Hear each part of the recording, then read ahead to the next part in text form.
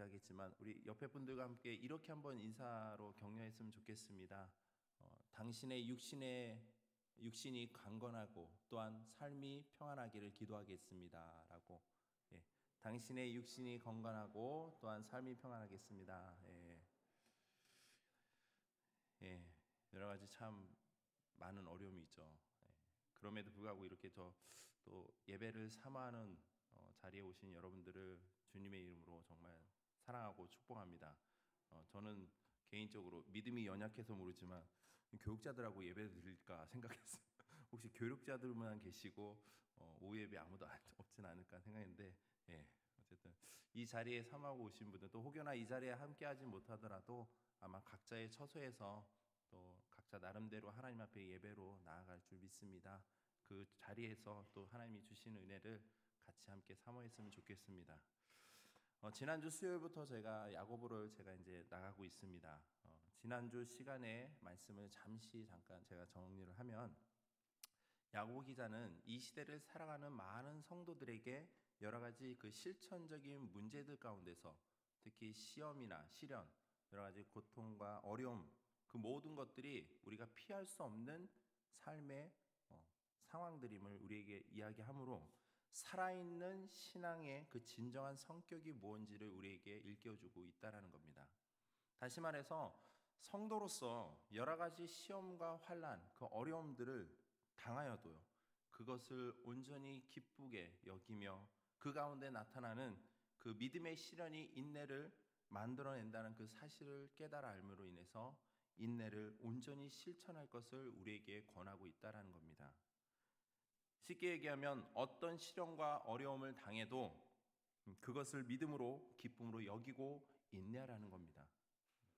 그러나 인간적인 관점에서 저희가 한번 생각해 보면요, 이 말이 결코 쉽게 적용되는 말이 아니라는 거죠.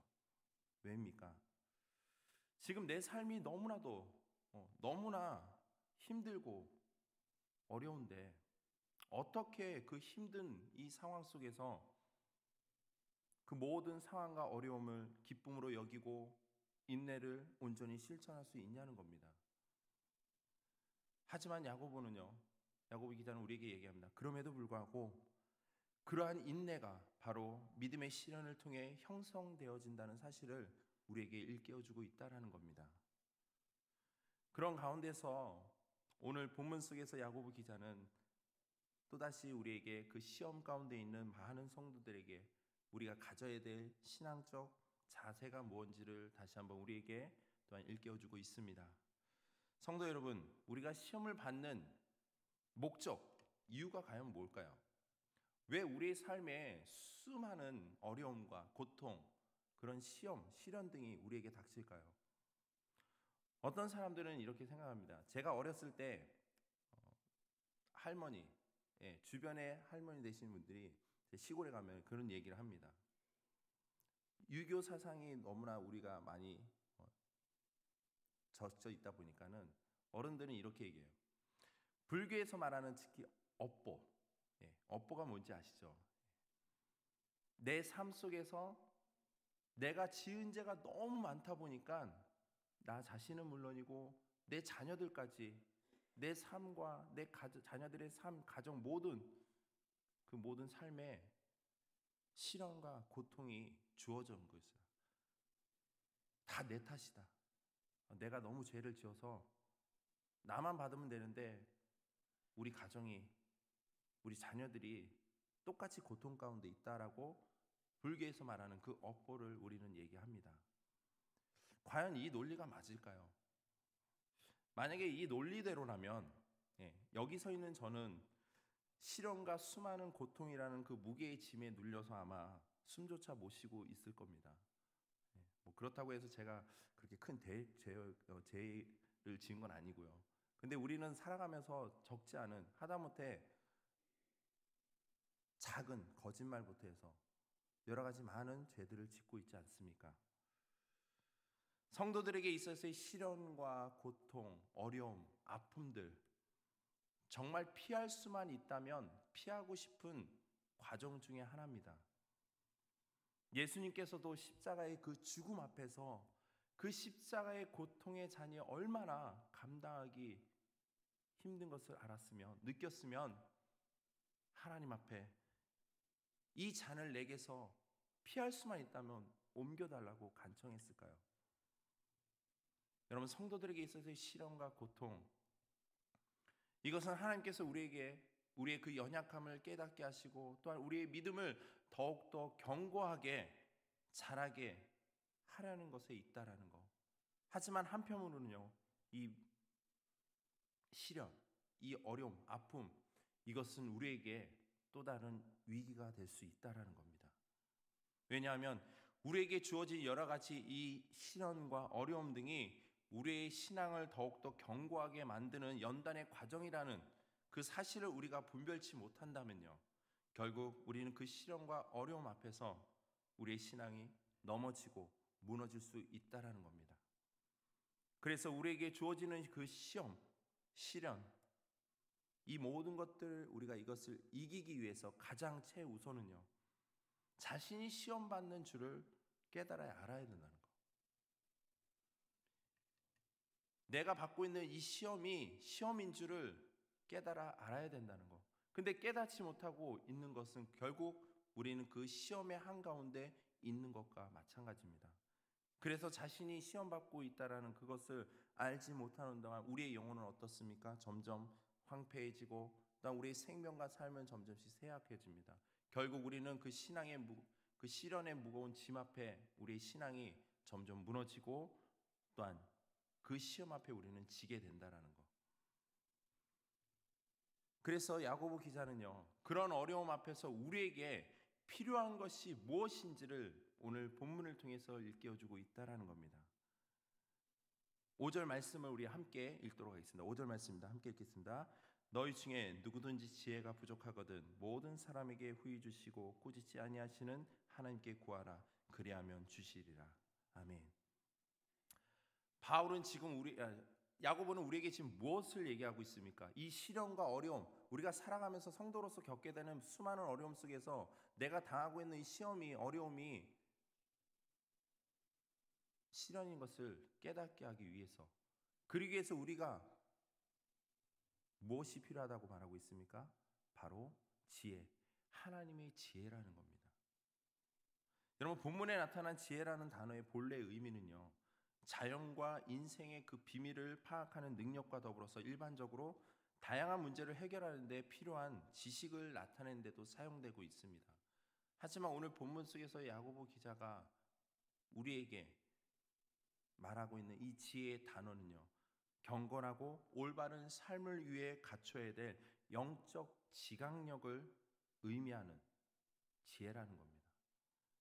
다시 말해서 인간의 생각이나 학습 또는 어떤 경험에 의해서 얻어지는 그 삶의 지혜, 세상적인 지혜가 아니라 바로 하나님의 말씀과 그분의 계시에 따라 오는 영적 지혜를 우리에게 이야기하고 있다는 겁니다. 어찌 보면 이것은 태어날 때부터 갖게 되는 인간의 성격이나 어떤 자질과 같은 것이 아니라 바로 전적으로 하나님이 우리에게 주시는 은사와 같은 것이라고도 할 수 있습니다.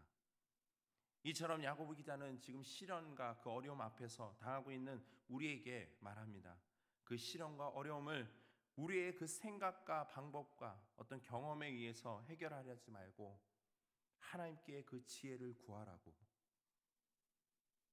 그런 가운데 지금 야고보 기자는 그 구함의 대상인 바로 하나님에 대해서 지금 5절에 어떻게 묘사하고 있습니까? 하나는 모든 사람에게 후히 주시는, 또 하나는 꾸짖지 아니하시는 하나님으로 묘사하고 있다는 겁니다. 여기서 후히라는 말은요, 원어상 하플로스로라는 단어의 의미인데 문자적으로는 단순히 무조건적으로 공개적으로라는 의미가 있습니다. 그런데 이 말은요, 인색하지 않음, 관대함에서 비롯된 말이기 때문에 지금 본문 속에서는 관대하게, 아낌없이, 성실하게라는 의미로 함축하고 있다라는 거죠. 그리고 그 뒤에 오는 주시고는 시제상의 의미로서 주다의 의미인데요, 이는 반복되는 행위를 나타내는 것으로 또는 지속적으로 주는 행위를 제시할 때 사용되고 있다는 겁니다.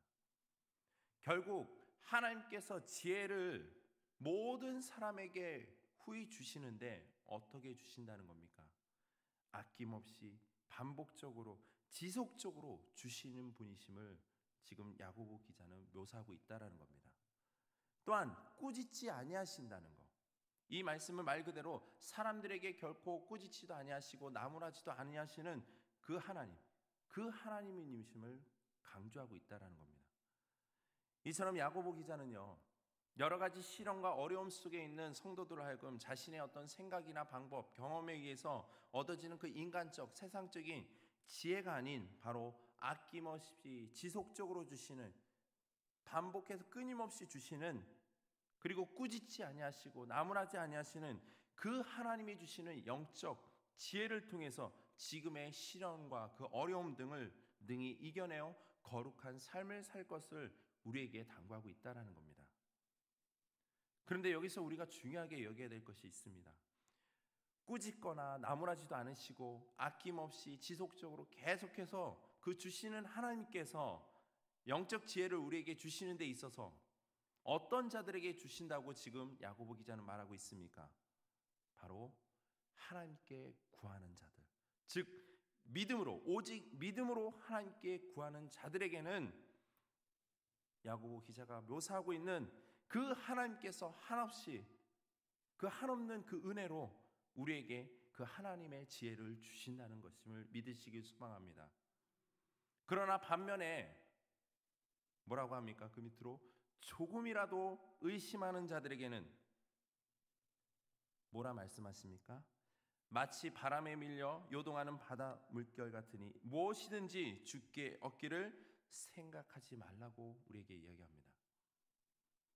다시 말하면 지금 내가 처해 있는 이 시련과 어려움, 한마디로 너무 힘들어서 신앙을 온전히 지켜가기가 어려운 지금의 이 상황에서 능히 이 상황을 이겨내고 믿음을 더욱 견고하게 해주시는 그 하나님의 지혜에 대해서 전혀 조금도 의심치 말라는 것입니다. 그런데 혹여나 우리가 구함에 있어서 과연 지금 이 시련과 어려움이 완전히 해결될까? 하나님께서 지금의 아픔과 환난 속에 나를 지켜주시고 보호해 주실까? 라는 조금의 의문과 그 의심이 든다면 무엇을 구하든 주께 그것을 얻기를 생각하지 말라는 것입니다. 성도 여러분, 성도들에게 있어서 하나님께 무엇인지 구하는 것은 누구나 다 할 수 있습니다. 무엇인지 구하는 것 다 할 수 있습니다. 그러나 그것이 응답되는 부분에 있어서는요, 사람마다 전혀 다른 열매가 나타난다는 겁니다. 성도들에게 있어 믿음이란 단 0.001%의 의문이나 의심도 허용되는 믿음이 아닙니다. 우리가 온전히 주님을 의지하고 신뢰한다는 의미는요, 어떤 시험과 어려움 속에서, 상황 속에서도 아무런 의심을 품지 않는 것, 그냥 전적으로 100% 하나님을 신뢰하는 것이며 그것이 곧 믿음이라는 사실입니다. 즉 믿음은 확신입니다. 확신.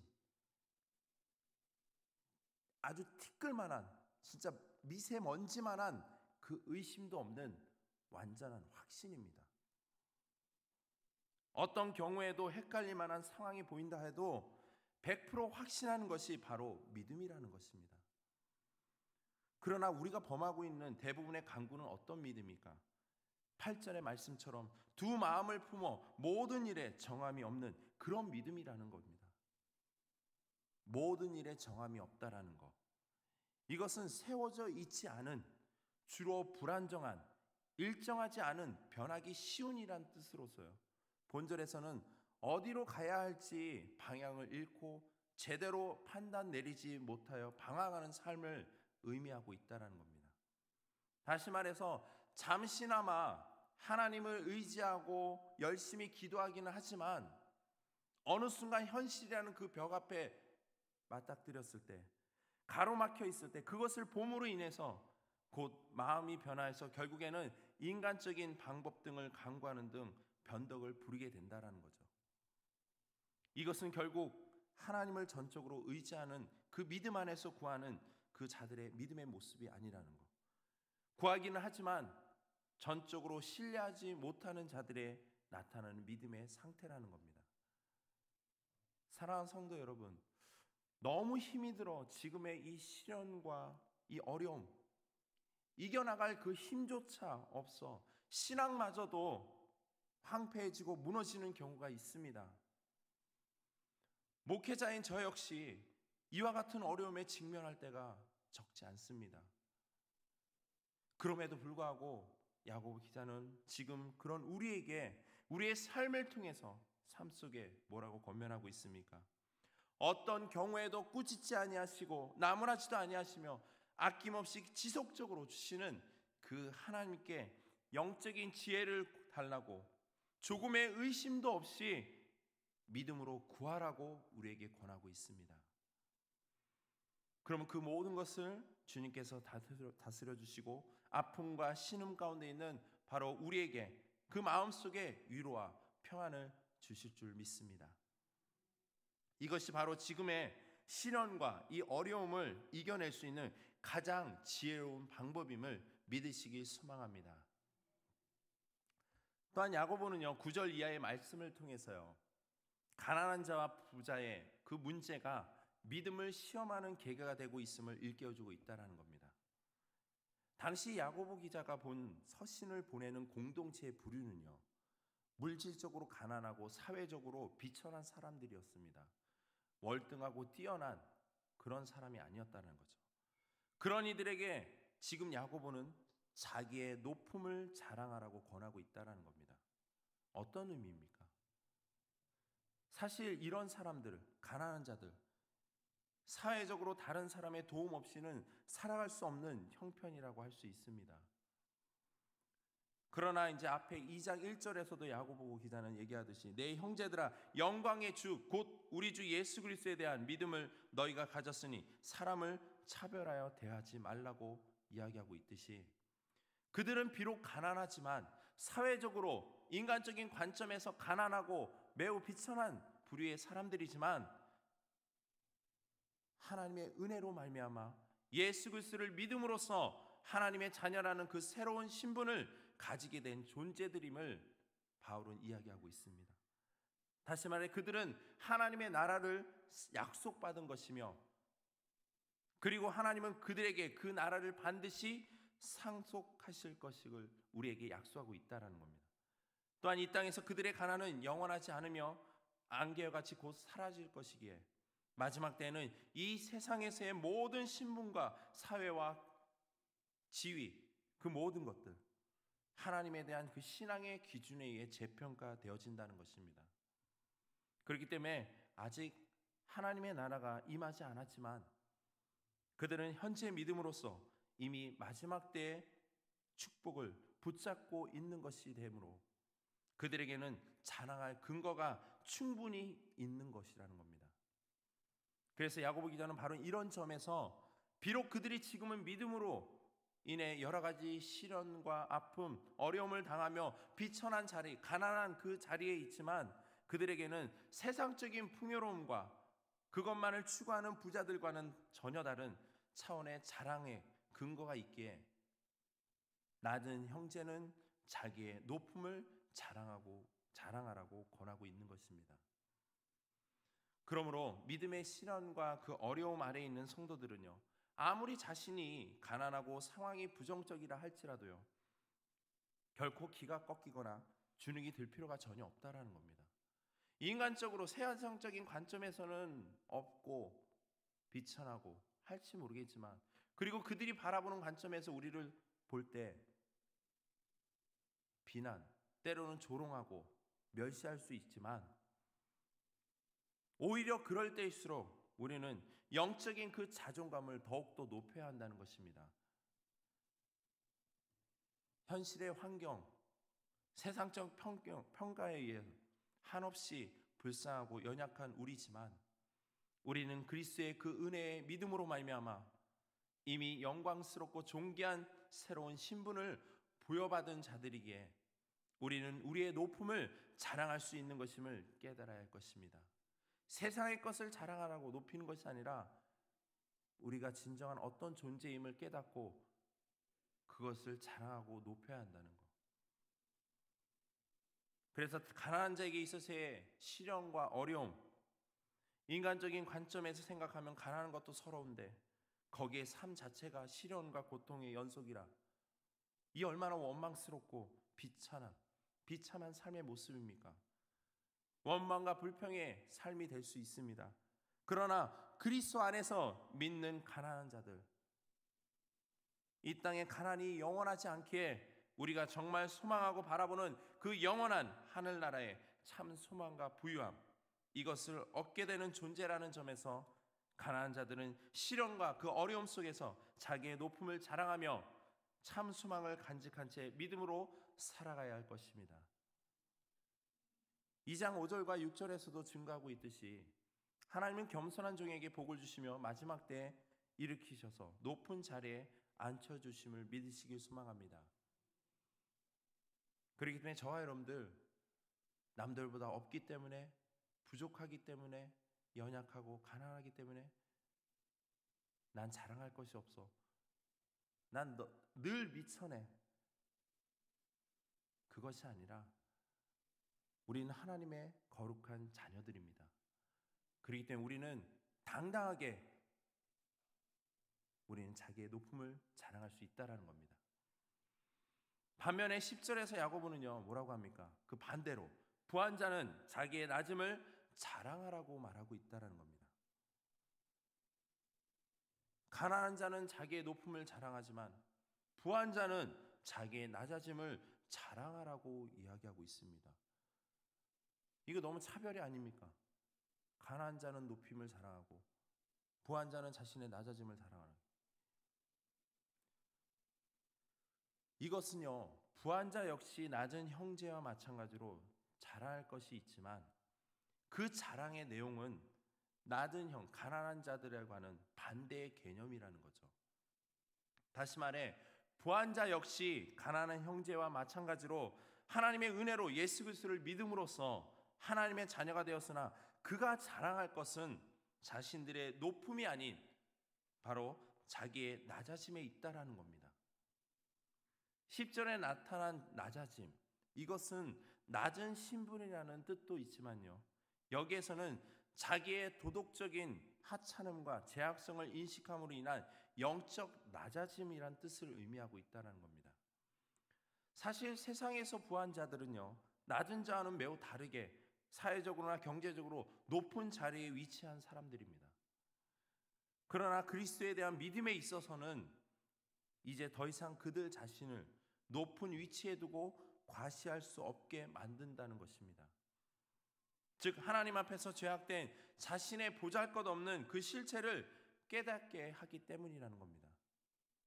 따라서 현재 부한 자라 할지라도요, 그의 부유가, 그 부유함이 영원하지 않다라는 그 사실과 하나님 앞에서 자신의 그 비천한 죄인된 영적 실체를 바로 깨닫고 영원하고 거룩함에 완전하신 그 하나님 앞에서 자신의 낮아짐을 자랑해야 한다는 것을 야고보는 우리에게 일깨워주고 있다는 겁니다.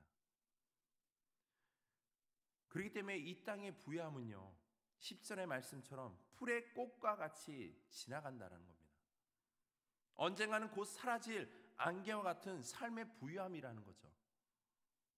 반면에 부한 자들은 이 땅의 그 부유함이 영원한 것이 아니기에 시련과 그 어려움 속에서도 언제든지 넘어지고 무너질 수 있다라는 것. 내가 많은 것을 가지고 부하기 때문에 나는 어떤 시련 앞에서도 무너지지 않아.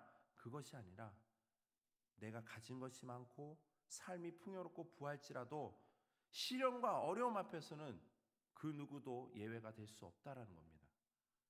그렇기 때문에 자만하고 교만하여 지금의 그 부한 삶에 대해서 자랑하고 드러내는 것이 아니라 참된 자신의 모습이 하나님 앞에서는 얼마나 나약하고 연약하며 죄악된 보잘것없는 존재인지를 깨닫고 어떤 상황에서도 만족된 삶을 통해 자랑치 않고 오히려 그런 모습 속에서 자신의 낮아짐을 자랑할 것을 야고보는 일깨워주고 있다는 것.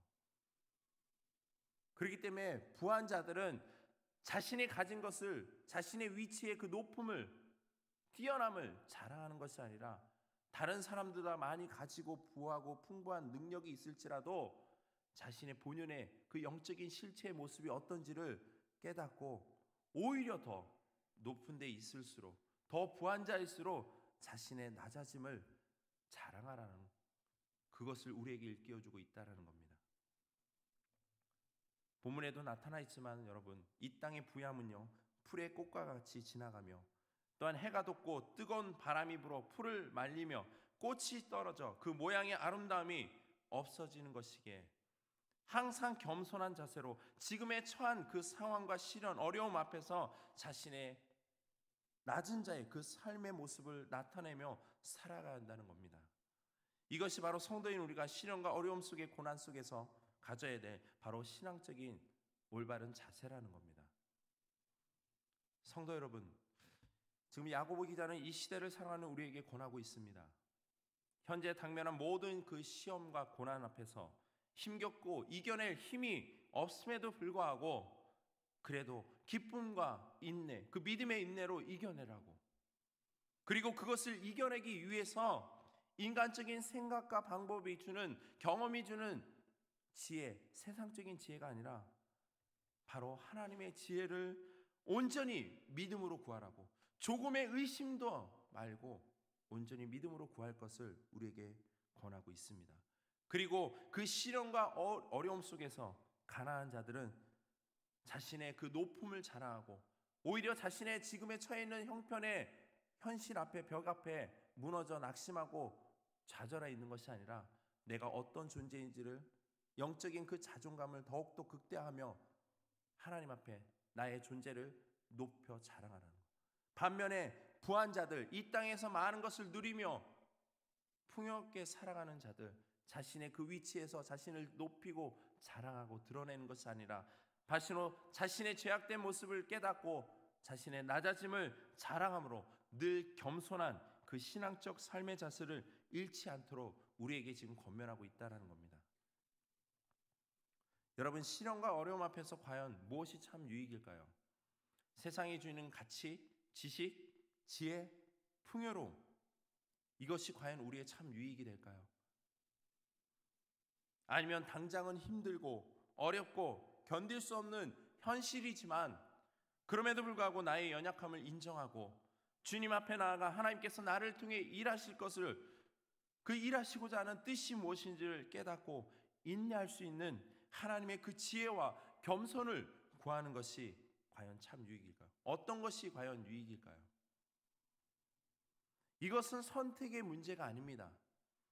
무엇이 참 가치 있는 삶의 모습인지, 또는 예수 그리스도의 그 대속의 은혜로 구원받은 성도로서의 온전한 삶의 모습이 무엇인지에 대한 바로 선택이 아닌 깨닫고 믿음으로 실천하는 문제라는 겁니다.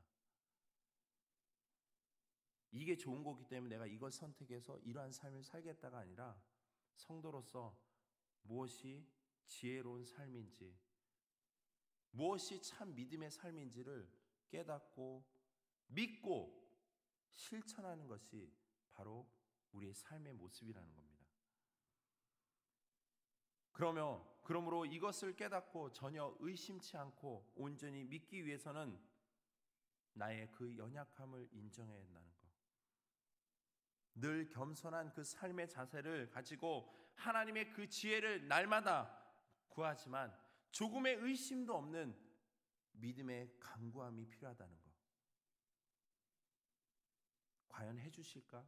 지금의 시련이 넘어갈까? 그 마음조차도 아예 싹트지 않는 그러한 믿음. 그러면 주님께서는요, 마지막 때 그 믿음의 선조들에게 약속하신 모든 소망과 또 상급을 풍성한 열매로 우리에게 보답해 주실 것입니다. 여러분, 이 사실을 조금도 의심치 마시고 하나님의 그 돌보심과 함께하심을 믿으며 지금의 그 시련과 시험 온전히 이겨나가길 소망합니다. 지금 이 나라 민족 가운데 많은 어려움들이 있습니다. 코로나 바이러스로 인해서 각 가정은 물론이고 심지어는 우리 성도분들의 삶의 현장, 직장과 또 사업의 터전, 무엇보다도 이 교회 안에 매우 큰 시련과 어려움이 닥쳐 있습니다. 아까 말씀드린 대로 시련과 어려움은 우리를 연단의 과정으로 믿음이 더욱더 견고하게 세워나가기 위해 그 이유도 있지만 지금의 이 시련과 어려움이 때로는 우리에게 위기가 될 수 있다는 것, 무너질 수도 있다는 겁니다. 그렇기 때문에 지금의 이 어려움을 우리가 이겨나가기 위해서는 다른 것이 없습니다. 하나님 앞에 기도하고 간구하는 것, 하나님의 지혜를 통해서 지금 이 수많은 교회들이 지금의 이 어려움 속에서 예배를 드리느냐 안 드리느냐 이것이 본질이 훼손된다 아니다, 그걸 우리가 판단할 게 아니라는 겁니다. 말씀에 근거하여 하나님이 주시는 그 지혜로 교회의 본질이 뭐고 예배의 본질이 무엇인지 믿음의 본질이 무엇인지 우리가 바로 깨닫고 실천하는 것, 그 실천이 필요하다는 것. 여러분, 지금의 어려움은 우리에게 어찌 보면 더 큰 축복과 더 큰 기쁨을 주시기 위한 시련이 될 수 있습니다. 저와 여러분들 하나님 앞에 기도하며 간구하시길 소망합니다. 하나님의 지혜를 달라고. 그러나 내 마음속에 하나님 조금의 의심도 0.001%의 그 의심도 나지 않도록, 싹트지 않도록 그냥 100% 그냥 무조건 하나님 앞에 내가 전적으로 순종하겠습니다는 그 겸손의 그 믿음을 가지고 간구하시길 소망합니다. 그러면 하나님께서 이 나라 모든 교회와 또 우리 교회 이 지역에 지혜를 주셔서 지금의 이 모든 내 삶의 어려운 형편들 꼭 이겨나갈 수 있는 힘과 능력을 부어줄 줄 믿습니다. 이 사실을 믿고 믿음으로 또 한 주간을 우리가 함께 하나님의 뜻을 이뤄가며 하나님의 영광을 드러내는 저와 여러분들 되기를 주님의 이름으로 축복합니다. 우리 이 시간 함께 말씀을 생각하면서 함께 찬양했으면 좋겠습니다. 지금도 살아계셔서 우리의 삶의 모든 삶을 주관하고 계신 그 하나님, 늘 우리를 지켜주시고 환난 가운데서 힘이 되시는 그 하나님을 우리 찬양으로 함께 우리 신앙을 고백하겠습니다.